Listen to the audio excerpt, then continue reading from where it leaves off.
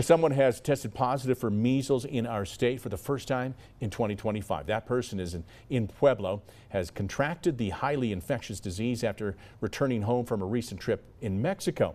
Fox 21's Hunter Phipps has the latest update from local and state officials. Hunter, what have we learned? Yes, Scott, state officials say that this person went to urgent care to get treated on March 22nd, adding they do believe that this case was similar to those found in Texas and New Mexico recently. And now state officials are working to figure out how many could have been exposed. The first measles case in Colorado in 2 years since 2023, found in Pueblo, has state officials on high alert after a lab result on Monday confirmed the case. In fact, measles is actually the most transmissible infectious disease that we know of.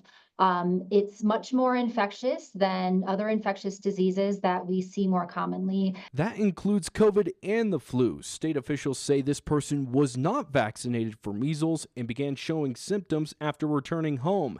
Then they visited the Southern Colorado Clinic in Pueblo between 3:30 and 6 p.m. on Saturday, March 22nd.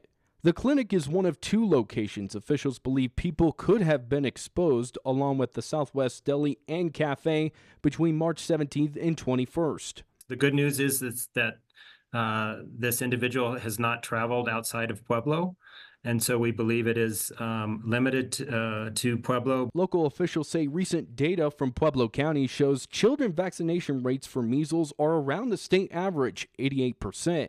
Which is why the main concern is figuring out who was unvaccinated and exposed, as officials say those people have the highest risk. If there are 10 non-immune people that are exposed to measles, 9 of them will go on to develop infection. So in the case someone was exposed and is showing symptoms, state officials urge those to immediately contact their local healthcare provider to figure out the next steps. The time from exposure until the time that someone develops symptoms, which is called the incubation period, is typically going to be about 10 to 12 days. Now, as for the current condition of the person with measles, state officials say they are doing well and have, quote, finished the course of the infection. We'll send it back to you, Scott. All right.